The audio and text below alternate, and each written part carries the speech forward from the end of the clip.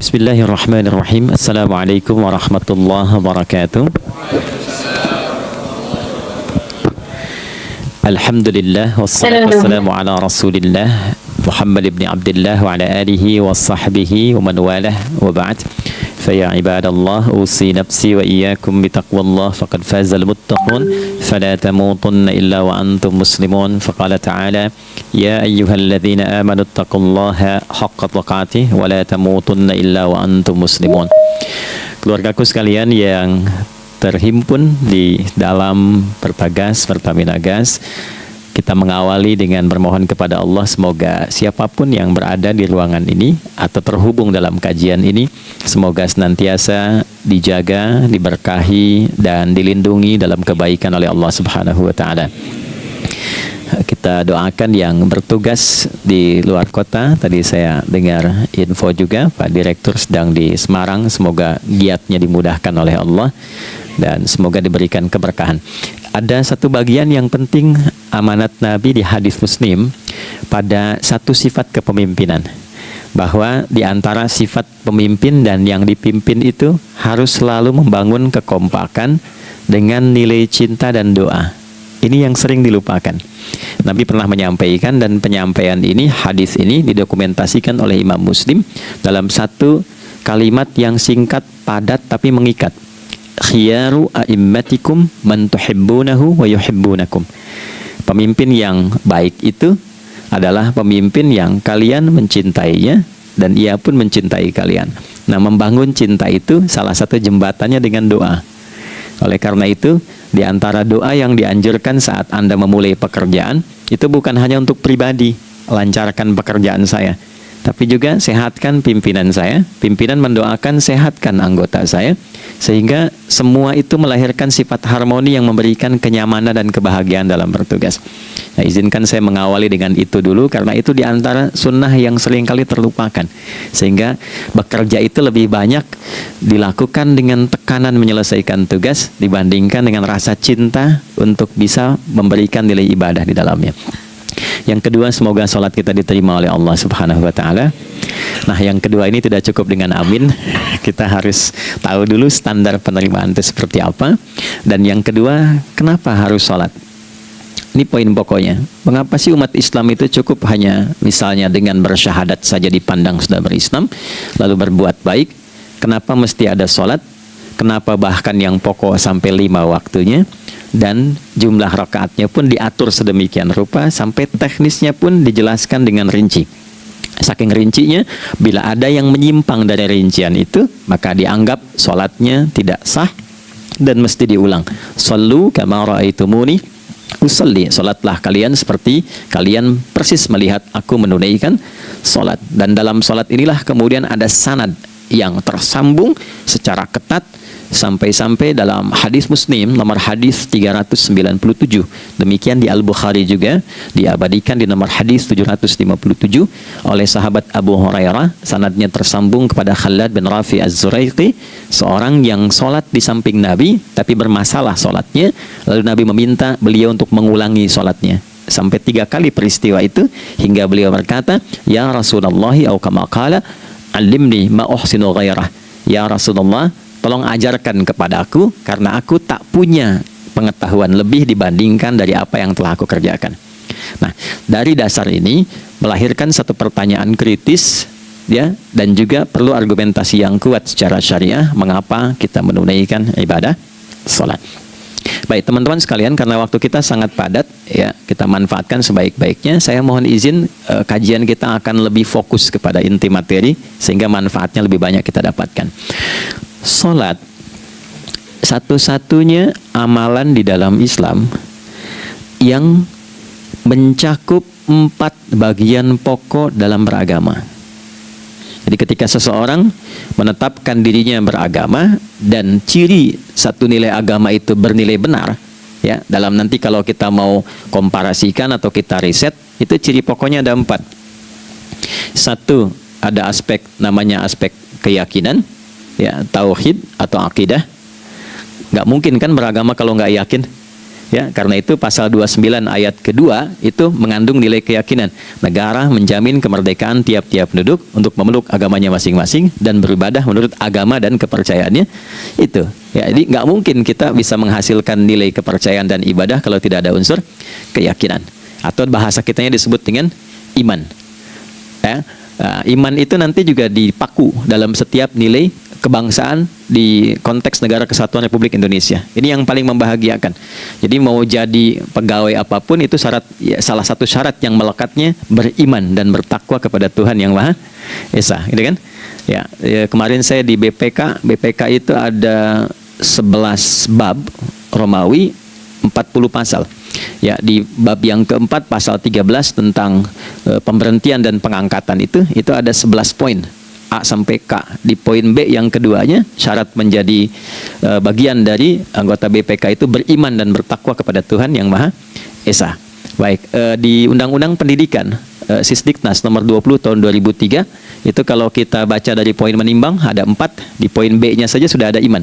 Ya, Undang-Undang Dasar 1945 mengamanatkan pemerintah mengusahakan satu sistem pendidikan ya nasional yang meningkatkan keimanan dan ketakwaan pada Tuhan Yang Maha Esa serta akhlak mulia, baru mencerdaskan kehidupan bangsa.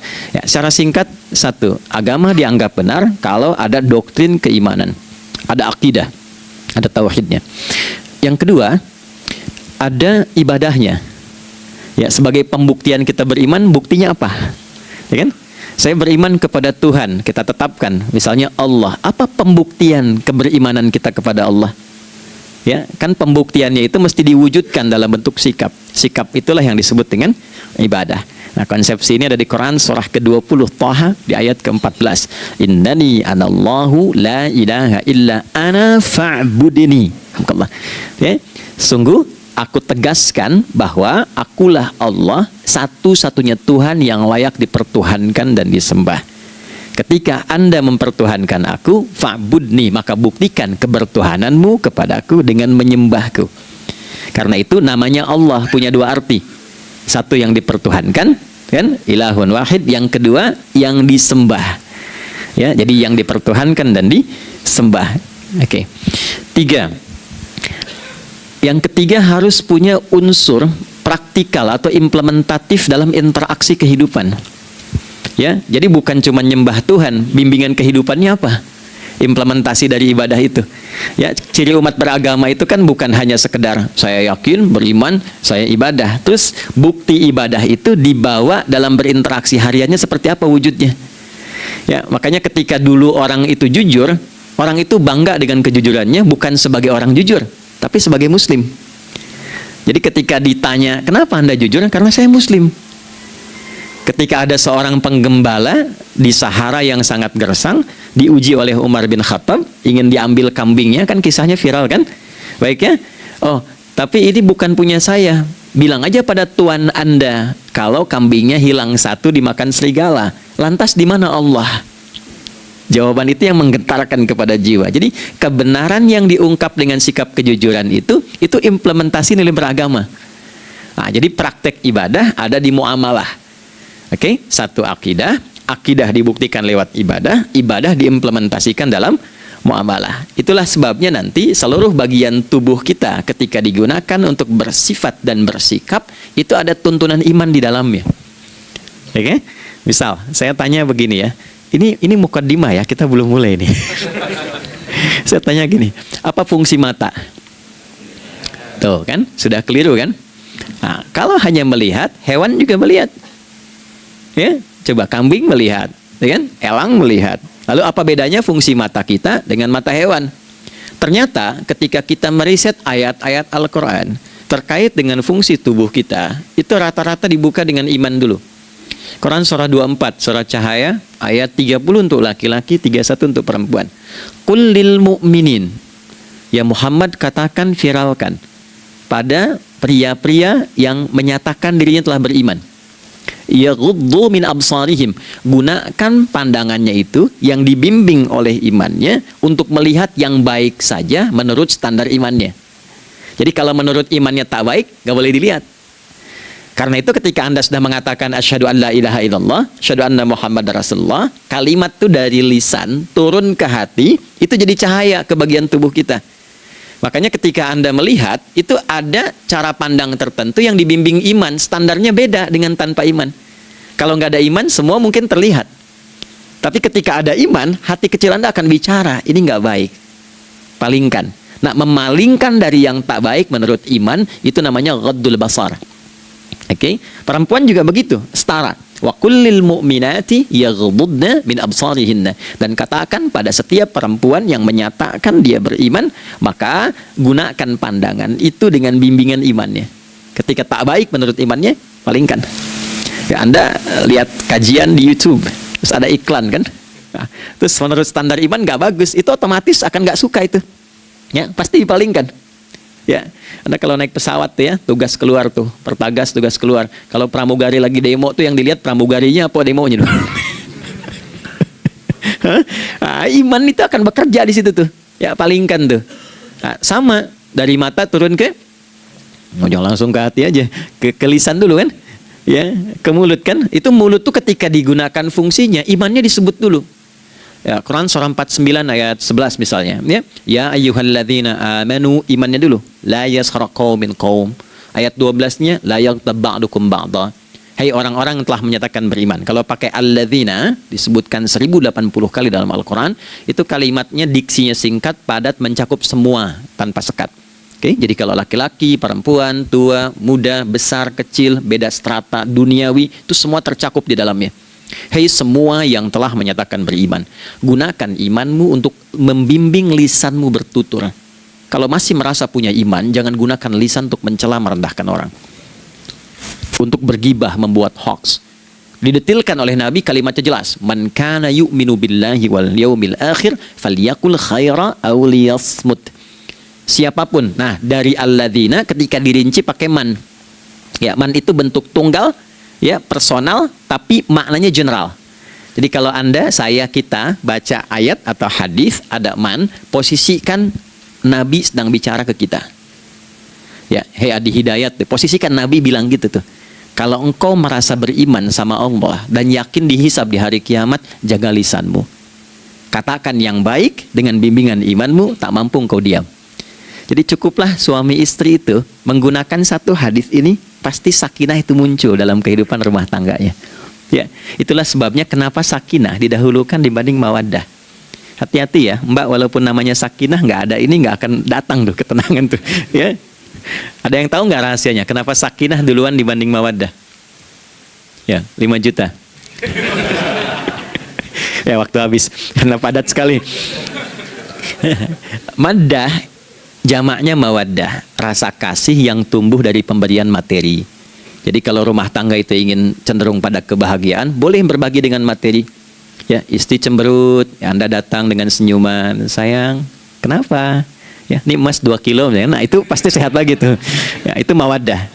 Tapi maaf, walaupun Anda mapan bekerja, harta cukup melimpah, ruah, tapi tidak ada ketenangan di rumah tangga, tidak ada sakinah, maka hampa kehidupan rumah tangga itu. Itulah sebabnya kenapa di Quran sakinah lebih dulu dibandingkan dengan mawaddah. Saya tanya ibu deh, ibu pilih mana? Kaya tapi gelisah atau miskin tapi tenang? Oke. Saya paham itu. Saya paham. Suami juga sepakat semuanya. Artinya apa? Kita nggak bisa menghilangkan unsur ketenangan. Oke, itu hanya pembuktian argumentatif ya, supaya kajiannya lebih kepada argumen. Jadi ada akidah terkorelasi dengan ibadah, implementasinya di aspek muamalah. Nah, nanti cara bermuamalahnya diatur lewat akhlak namanya. Bagaimana bermuamalah yang baik? Kan Anda, maaf ya, berekspresi kepada pimpinan dengan kawan kan berbeda. Oke, kepada orang tua dengan anak kan lain. Nah, yang mengatur interaksi kita sehingga terjalin harmoni yang baik, itulah yang disebut dengan akhlak. Nah, 4 poin inilah yang menjadi inti dakwah Nabi SAW ketika diutus oleh Allah Subhanahu wa Ta'ala. Memastikan 4 ini bisa optimal kita lakukan dalam kehidupan. Bonusnya yang kelima, selalu meningkatkan inovasi sehingga selalu mendapatkan hal baru dalam kehidupan. ini digabungkan di Quran surah kedua Al-Baqarah di ayat 151. Kama arsalna fikum rasulam minkum yatlu alaikum ayatina. 1. Oke, wa yuzakkikum. 2. Akhlak. Wa yuallimukumul kitaba. 3. Wal hikmah. 4. 5. Wa yuallimukum ma lam takunu ta'lamun. Kelima-limanya ini digambarkanlah dalam bentuk ibadah yang melatih kita sebagai pondasi awal menuju dan memantapkan 5 hal ini, yaitu sholat. Itulah sebabnya kenapa sholat yang pokok dilakukan 5 waktu dalam sehari untuk mewujudkan 5 hal ini dalam kehidupan, dan satu-satunya ibadah yang mengumpulkan 5 aspek ini dalam prakteknya hanya sholat. Hanya sholat. Mari kita detilkan, kita rinci, dan di sini kita akan mulai kajian kita. Yang tadi mukadimah ya. Baik, kita punya 30 menit. Wah, padat sekali. Bismillahirrahmanirrahim. 1. Salat adalah perwujudan iman seorang hamba. Karena itulah kalimat salat pertama kali disebutkan dalam Al-Quran, itu letaknya setelah kalimat iman. Al-Baqarah ayat 3. Alladzina yu'minuna bil ghaibi wa yuqimunas shalah. Orang-orang yang telah menyatakan beriman dan konsisten menjaga imannya. Beda alladzina amanu dengan yu'minun. Amanu telah beriman. Tapi kalau dia komitmen dan konsisten terus menjaga imannya sampai saat dia berpulang pada Tuhannya, maka berubah nanti bentuknya kalau di bahasa Arab jadi mudhari'. Ya, di bahasa Inggris kan tuh punya 3 arti, present, continuous, and future. Jadi kalaupun sekarang terus berlangsung sampai masa depan pun saya tetap akan beriman. Nah, pembuktian untuk menjaga iman itu pembuktian utamanya pada sholat. Itulah sebabnya satu-satunya amal ibadah dari rukun Islam yang 5 itu, ya, satu-satunya amal ibadah yang disebut iman dalam Al-Quran hanya sholat. Teman-teman boleh buka Quran surah kedua Al-Baqarah di ayat 143. Ya, di pertengahan ke ujung ayatnya. Saya percepat. Wa ma kana Allahu liyudhi'a imanakum. Dan Allah nggak akan pernah menyia-nyiakan salat seseorang yang dikerjakan karena imannya. Ayat ini turun, ketika ada terjadi pergantian arah kiblat dari yang tadinya semula ke Masjidil Aqsa, lalu berputar 180 derajat, beralih ke Masjidil Haram. Nabi sedang berada di luar Madinah. Madinah tempo dulu, wilayahnya nggak seluas cakupan sekarang. Oke, kalau diilustrasikan, area sekitaran Masjid Nabawi sekarang itulah Madinah lah. Di luar itu sudah di luarnya. Nah, Nabi sedang sholat, riwayatnya banyak menyebutkan, ada yang mengatakan zuhur, ada asar, ada maghrib. Di pertengahan itu turunlah Al-Baqarah ayat 144. Qad nara taqalluba wajhika fis sama' falanuwalliyannaka qiblatan tardaha fawalli wajhaka syatral masjidil haram. Maka berputarlah dengan turunnya ayat ini 180 derajat menghadap ke arah Masjid Al-Haram. Problemnya adalah ketika Nabi dan pengiring beliau kembali ke Madinah, area Masjid Nabawi, kan nggak semua masyarakat ikut. Maka virallah informasi itu bahwa kiblat telah beralih ke kiblat awal, yaitu Ka'bah Al-Musyarrafah. Maka penduduk panik pada saat itu. Status sholat kami yang tadi dikerjakan bagaimana? Karena sudah nggak bisa diulang, sudah pindah waktu. Maka turunlah kemudian firman Allah yang Al-Baqarah 143 itu, wa ma kana Allahu liyudhi'a imanakum. Karena engkau mengerjakan sholat itu dengan imanmu, maka Allah nggak menyia-nyiakan imanmu itu. Maksudnya apa? Walaupun arah kiblatnya tidak tahu mengarah kepada sisi yang belum berubah, tetap dihitung pahalanya sempurna karena imannya. Gitu. Nah, ini nanti yang menjadi landasan turunnya Al-Baqarah ayat 115. Walillahil masyriq wal maghrib fa aynama tuwallu fathamma wajhullah. Kalau Anda sedang tugas nanti di lapangan, lalu sulit menemukan arah kiblat. Aplikasi susah karena sinyal nggak masuk misalnya. Oke, kemudian juga matahari agak remang-remang sehingga sulit untuk terlihat patokannya. Maka dengan keyakinan, dengan iman itu, menghadaplah ke arah yang kita yakini, maka berlakulah Al-Baqarah 115. Di saat itu diterima amal ibadah kita sama dengan yang menghadap kiblat dengan dasar imannya. Oke, nah pengertian terbaliknya, mafhum mukhalafahnya, maka Nabi mengatakan, al-farqu bainal mu'min wal kafir tarkus shalah. Beda antara orang yang beriman dengan yang belum beriman adalah pada sholatnya. Jadi kalau ada orang mengatakan sudah beriman dan tidak menunaikan sholat, ini artinya keimanannya belum diakui sepenuhnya oleh Allah Subhanahu wa Ta'ala. Jelas ya? Halo, kenapa sedih begini? Maaf, saya terlalu cepat nggak?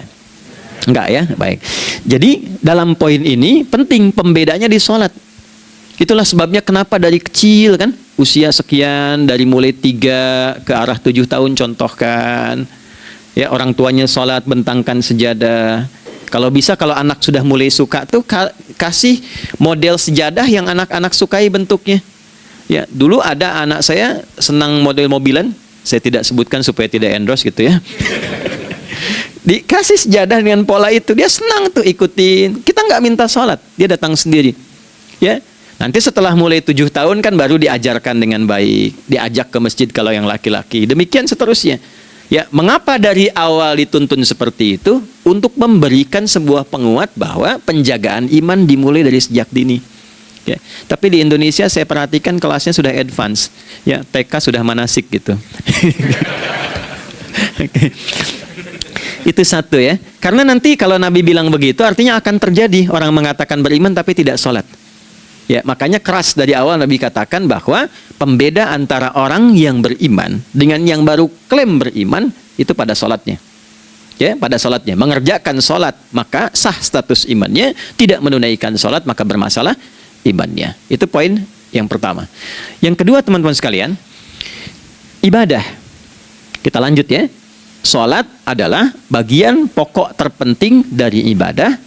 Nah, di sini kita akan mulai membuka sedikit rahasia terkait dengan aspek ibadah ini.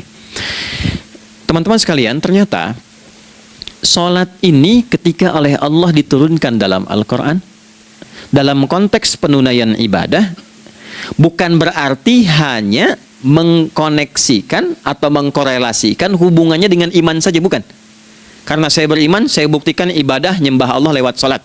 Dalilnya Quran surah ke-20 ayat 14. Innani anallah la ilaha illa ana. Aku tegaskan akulah Allah, nggak ada Tuhan yang layak dipertuhankan dan disembah kecuali saya.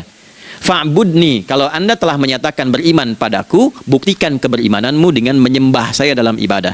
Bentuknya bagaimana ya Allah? Teruskan ayatnya. Wa aqimis sholata. Tunaikan sholat sebagai bukti ibadah. Itu li dzikri, sebagai zikir kepadaku. Jadi korelasi antara ibadah dengan iman sudah kita sebutkan dalilnya. Sekarang ibadahnya tersendiri ketika ditunaikan, apa manfaat dari ibadah itu? Mengapa mesti ada 5 waktu? Dan apa turunan manfaatnya dalam kehidupan kita? Kalau kita mengerjakan itu, dampaknya kepada kehidupan kita apa? Nah, inilah indahnya di dalam Islam, dijelaskan dalilnya, diberikan contohnya, diberikan alasannya, dan yang paling indah, diberikan penjelasan dengan detail tentang manfaat-manfaatnya. Ini tidak ditemukan di dalam konsep keyakinan manapun. Kalau teman-teman boleh mau riset silahkan. Ada nggak satu keyakinan agama tertentu yang dari ibadahnya tuh diatur? Cara memulainya, bacaannya, detailnya, manfaatnya, waktunya, sampai dengan hasilnya, sampai kiamatnya. Ini menunjukkan bukan karya manusia. Bukan karya manusia. Kalau karya manusia setiap orang bisa buat itu. Ya, ketika ini menunjukkan bukan karya manusia, maka pertanyaannya dengan cara apa lagi Allah memberikan pembuktian pada kita bahwa Ia Tuhan yang hak yang harus kita sembah. Nah, kalau sudah paham, mari kita rincikan turunan tentang sholat ini. Kita mulai satu-satu teman-teman sekalian dari waktu sholat. Alhamdulillah. Seperti kita ketahui waktu sholat ada 5. Tapi yang sering kita dapati dari yang 5 ini tidak semua orang mengetahui tentang makna dari nama dan pembagian di waktu ini. Yuk kita mulai rincikan. Sholat yang pertama namanya apa? Gak usah khawatir menang gak dapat hadiah kalau benar. Salah juga keterlaluan. Oke, 1 subuh. Dia satu-satunya nama sholat yang punya 2 nama ya. Subuh dan fajar. Oke, Pak Fajar, Pak waktu sholat. 2 zuhur. 3 asar. 4 maghrib. 5 isya. Oke, rumus hitungannya 24 434 ya. Rumus bilangannya 24 434. Kalau mau tanya nomor koneksi dengan Allah 24 434, 2 subuh, 4 zuhur, 4 asar, 3 maghrib, 4 Isya. Oke, pertanyaannya, apa artinya nama itu? Selama ini jangan-jangan kita hanya tahu namanya tapi tidak memahami maknanya. Itu poinnya. Oke, sekarang mari kita mulai. Izin saya tidak punya kemampuan untuk menuliskan, ya, karena memang saat ini terbatas. Tapi kalau diperkenankan bisa kita coba uraikan sedikit. Baik. Ya, bismillah, jazakallah khair. Mohon fokus baik-baik karena waktunya tinggal 21 menit lagi. Izin saya pastikan dulu ya supaya terlihat dengan baik. Ibu kelihatan di sana? Bagus. Saya kira tuh hanya di Sumbawa Barat. Ternyata di Pertagas pun perempuan-perempuannya imannya luar biasa. Maksudnya belum saya tulis sudah kelihatan. Imannya luar biasa. Oke, kita mulai dari yang pertama ya, 5 waktu sholat. Kita mulai dari 1 dulu. Subuh, teman-teman saya turunkan dulu ya. Izinkan saya tulis pakai bahasa Arab dulu supaya gampang. 1, dia punya 2 nama. Yang ke Arab ya. Kalau yang gini angka Hindi. Anda yang di admin di komputer pasti tahu. Ada Fajr. Kata subuh ditemukan di Al-Quran surah ke-81 At-Takwir ayat 18. Kalau keliru tolong diingatkan. Was-subhi idza tanaffas. Quran surah 81 ayat 18. Ya. Nggak usah di ilmu utak-atik ya. Oh ini kenapa 81 kalau dibalik 18, itu cocok logi. Abaikan aja itu. Ya. Fajar agak banyak di Quran terkait dengan nama salatnya, ada di Quran surah ke-17 di ayat 78. Aqimis salata liduluki syamsi ila ghasaqil laili wa qur'anal fajr. Inna qur'anal fajri kana masyhuda. Yuk kita mulai ke maknanya dulu. Ingat rumusnya ya. Rumusnya ini selalu begini rumusnya. Aqidah selalu punya korelasi dengan ibadah. Ibadah selalu punya korelasi dengan muamalah, interaksi harian kita. Muamalah hiasannya adalah akhlak. Nah, barulah kemudian di sini muncul inovasi dalam kehidupan, hal yang baru. Hidup ya, yang mengacu pada 2 kebahagiaan yaitu dunia dan akhirat. Ya, konsepsi ini nanti ditemukan di Quran surah ke-2 Al-Baqarah ayat 201 dan menjadi doa paling favorit umat Islam Indonesia saat ini. Rabbana atina fid dunya fil akhirati. Oke, ya cukup. Subuh. Ini rumus dasarnya. Dari akidah kita beriman, pembuktian imannya lewat ibadah salat. Apa hubungan salat dengan aktivitas harian kita? Subuh asalnya terkolerasi dengan kata asbah. Oke? Asbah itu asalnya sesuatu yang sudah siap dengan rencana yang matang. Baik, orang Arab tuh kalau bertanya begini, kaifa asbahta ya akhi? Kaifa asbahti ya ukhti? Bagaimana kabarmu di pagi ini? Itu bukan hanya nanya kabar kesehatan. Beda dengan kaifa haluk, beda. Ya, itu bertanya bagaimana kabarmu hari ini, aktivitasmu bagaimana? Lancar, sudah siap, planning bagus dan sebagainya. Ya, itulah sebabnya ketika Allah bersumpah dengan awal waktu, penandanya adalah planning kegiatan. Ya, was-subhi, dan aku bersumpah demi waktu subuh, awal mula untuk berkegiatan, idza tanafas, apabila sudah mulai bergerak bersamaan dengan nafas yang keluar itu, maka sudah jelas rencana yang dibuat. Ya, jangankan kita, semua alam itu, semesta itu seluruhnya bukan hanya bertasbih, tapi beraktivitas dalam tasbihnya. Di waktu subuh, matahari sudah mulai bersinar kan? Ya, dan sinarnya mengambil manfaat loh, mengandung nilai manfaat, memecah keheningan malam dan menghilangkan kegelapannya. Gelap mulai hilang, datang kemudian sinar yang memberikan kita bimbingan untuk beraktivitas. Tumbuhan dimulai waktu itu sudah mengeluarkan oksigen, menyerap karbon dioksida. Saya waktu di Utrecht, di Delft di Belanda, ya, saya coba ingin membuktikan. Kan adzan nggak terdengar keluar ya. Jadi sebelum waktu subuh itu saya keluar, kebetulan flatnya waktu itu dekat area hutan yang agak rimbun, enak gitu, udaranya bagus. Itu sebelum subuh terasa karbon dioksida. Walaupun cuma beda hampir 1 menit. Tapi begitu masuk waktu subuh, keluar kesegaran yang luar biasa. oksigen yang keluar. Ya, ini kan nggak mungkin kalau kuasa Allah tuh nggak mungkin terjadi seperti ini kalau bukan kuasa Allah Subhanahu Wa Taala. Tapi poinnya adalah yang bicara begini Quran. Nah sekarang yang ingin saya katakan adalah alam semesta dalam konteks seperti matahari, kemudian tumbuhan, binatang, ayam bahkan mulai berkokok punya planning yang teratur. Masa kita makhluk yang dihisab tuh nggak teratur, nggak punya perencanaan? Maka subuh itu mengajarkan kepada kita, jangan sampai ada orang Islam yang punya keimanan lalu menunaikan sholat, diajarkanlah oleh Allah setiap masuk subuh itu harus punya agenda yang jelas, planning yang terukur. Jangan terjadi mengaku muslim, beriman, tapi nggak jelas perencanaan hidupnya. Jam 7 mau di mana? Jam 8 kerjakan apa? Anda dari sini ketemu 7 ke 4 atau setengah 8 ke setengah 5, 8 jam kerja. Oke, berangkat jam berapa? Petakan di jalan macetnya di sebelah mana? Ukur sampai kantor tiba jam berapa? Apa yang mau dikerjakan di kantor? Itulah Islam, itulah subuh. Sehingga tidak ada satupun orang Islam di era Nabi mengajarkan beraktivitas kecuali terukur dan teratur. Bahkan Nabi memulai itu evaluasinya di malam hari.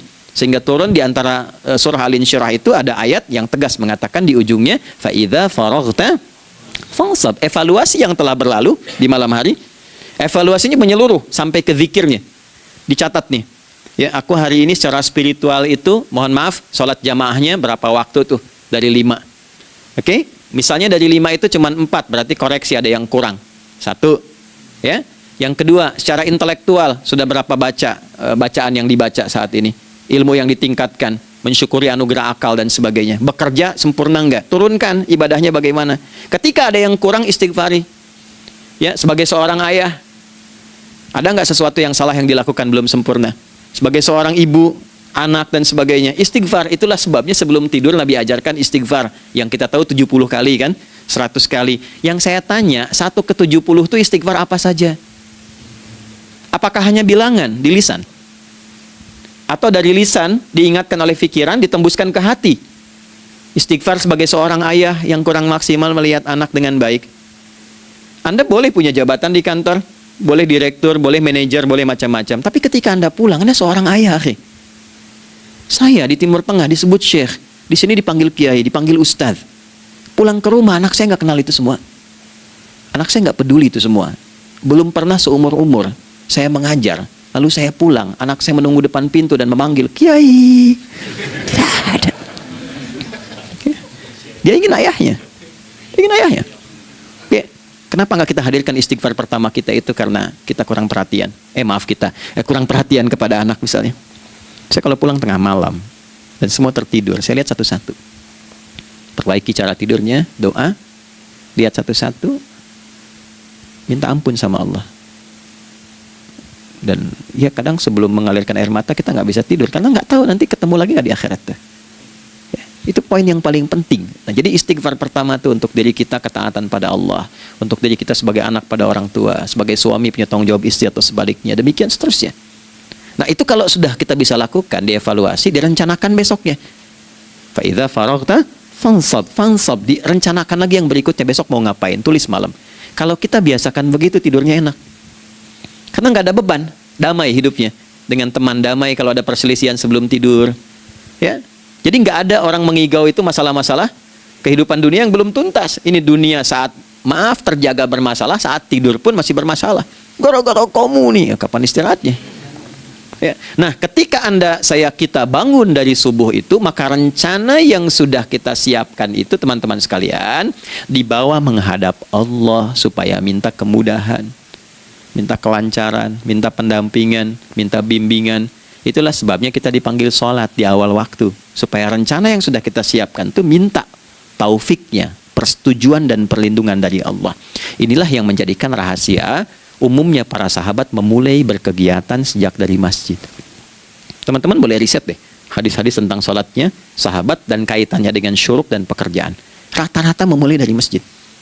Mereka tungguin, evaluasi, begitu siap, syuruk, minta sama Allah, berangkat. Saya mau kasih satu rahasia ya. Boleh jadi ijazah, tapi ini diantara kita aja ya. Anda boleh lakukan, berangkat ke masjid itu dengan baik. Terus minta misalnya, ya Allah, kau perintahkan aku untuk berikhtiar, sekarang aku lakukan. Kau perintahkan aku untuk merencanakan, sekarang aku ikhtiarkan.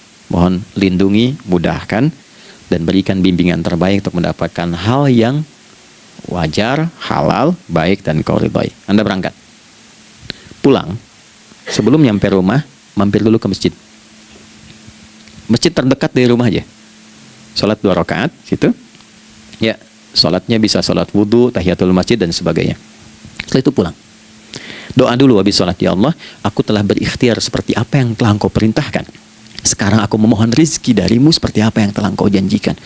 Kalau dengan semua ikhtiar ini belum cukup menurunkan rizki darimu, maka mohon tunjukkan padaku saat ini dengan cara apa lagi aku mesti berikhtiar. Oke?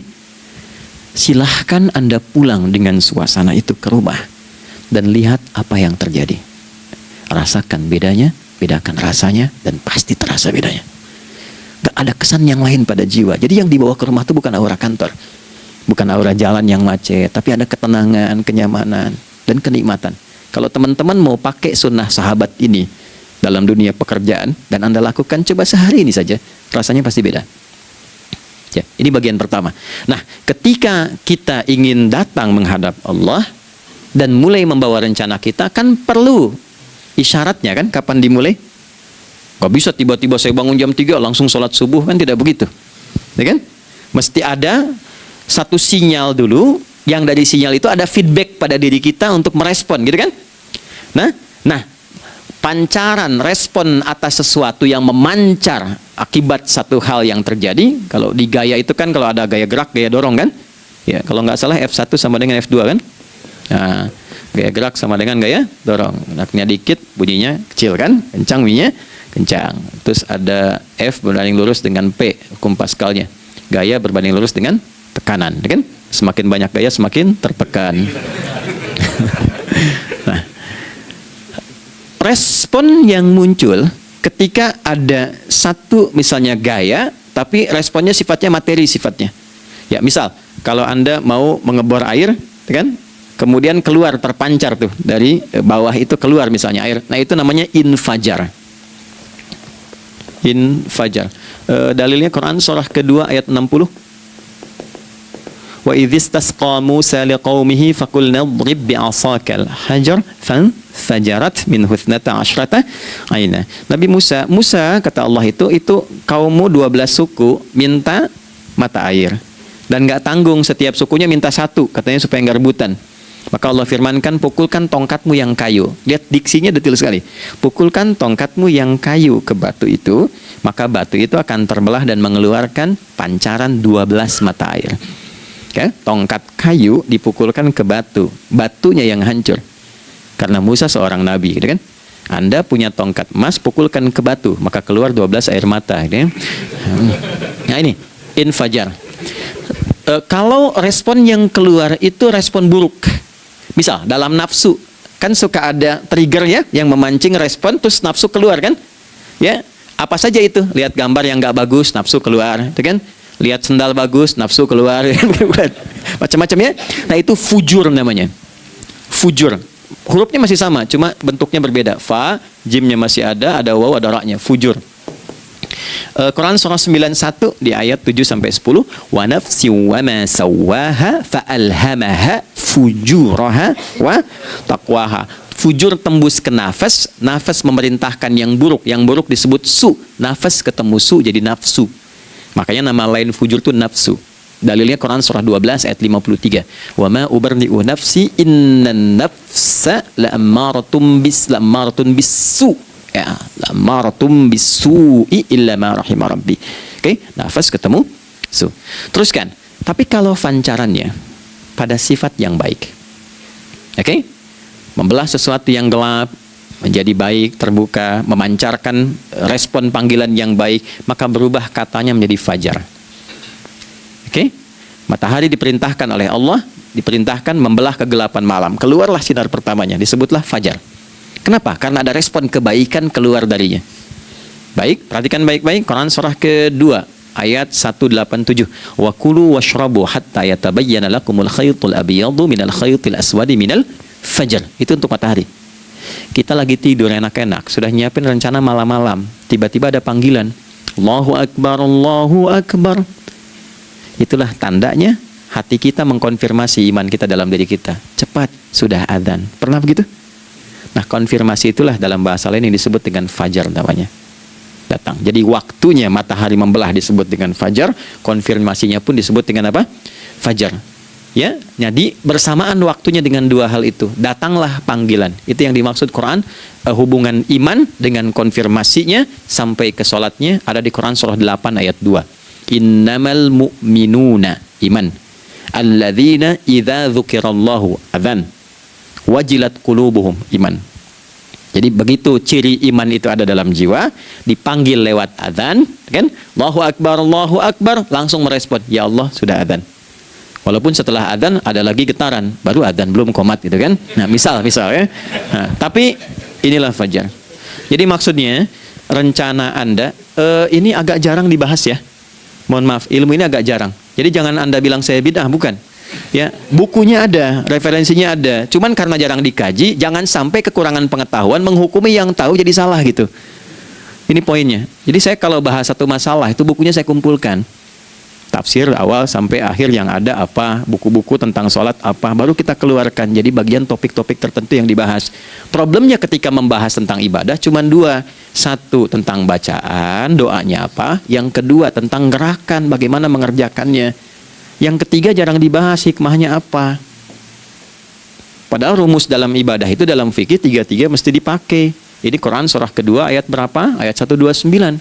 Rabbana wab'ats fihim rasulan minhum yatlu 'alaihim ayatika ini wa yu'allimuhumul kitaba ini wal hikmah ini. Barulah kita mendapatkan sesuatu yang baru. Ya. Ini wa yuzakkikum dan di 151 Al-Baqarah wa yu'allimukum ma lam takunu ta'lamun. Jadi ini bukan ilmu yang baru, bukan, belum tahu saja. Jadi selama ini yang kita kerjakan jangan sampai terbatas pada ritualnya saja untuk mencukupkan ini. Hubungan ritual dengan ini apa gitu. Ya, jadi subuh ini mengkonfirmasi bahwa ada satu keteraturan dalam kegiatan kita. Ya, alhamdulillah. 2, siang. Oke, setelah subuh, fajar, salat apa? Zuhur. Oke, saya tanya pada Anda, zuhur itu artinya apa? Sudah, cukup katakan Allahu a'lam. Waktunya terbatas ya. Nah, sahabat ditanya nggak tahu Allahu a'lam. Anda sahabat bukan, tabi'in bukan. Zuhur. Waktu tinggal 4 menit lagi. Oke, teman-teman, kalau kita jeli, ini kan sholat dikerjakan di siang hari kan? Siang itu bahasa Arabnya nahar. Naharun itu siang. Tapi kenapa sholatnya zuhur? Kok nggak sholat nahar gitu?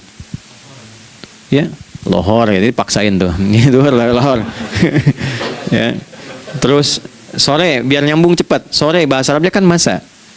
Masa al-khir, selamat sore. Kenapa kok sholatnya asar? Kok sholatnya namanya asar? Oke? Maghrib, isya. Isya kan malam kan? Kenapa nggak lail? Lail itu kan malam. Kalau ada yang istimewa di malamnya, itu lailah namanya. Makanya ketika turun Al-Quran disebut Lailatul Qadar. Karena malamnya istimewa. Beda, lail dengan lailah itu beda. Lail itu waktu malam, lailah ada yang istimewa di malam itu. Ya. Jamaknya lail, layali, lela, lili, lala itu malam. Ibu lili, ibu malam-malam. Ya. Zuhur artinya jelas, terang. Ada idhar, dibaca dengan jelas, terang, nggak boleh dengung. Man amana, itu kan? Ya, min husni harus jelas. Ya, ada a jelas. Zuhur kenapa disebut zuhur? Untuk evaluasi kegiatan kita dari setengah hari. Sudah jelas belum hasilnya? Ini Anda punya rencana di sini, evaluasi di siang. Jelas gak hasilnya? Pekerjaan Anda yang sekarang diamanahkan dari pagi jam 7 sampai sekarang, evaluasi dulu. Dicek, jangan cuma ditinggalkan. Oke, saya sedang kerjain, tinggalin dulu sholat. Bukan begitu. Ketika akan sholat, Anda cek dulu. Dari ke siang itu tengah hari, bagaimana hasilnya? Ada yang perlu disempurnakan gak? Ya. Ketika ide-idenya mulai mentok, ada yang belum selesai, datang dulu sholat, tenang lagi. Saat tenang itulah dirumuskan kembali pelan-pelan. Kan lumayan dari jam 12 sampai jam 1. Diisi dengan baik, dilihat. Itu baru dunia ini. Kan kita ngejar ini juga. Karena nanti ayat 200-nya, ada yang cuma ngejar ini. Wa minan nasi may yaqulu rabbana atina fid dunya. Bukan, kalau nggak hafal diam aja. Wa minan nasi may yaqulu rabbana atina fid dunya wa ma lahu fil akhirati min khalaq.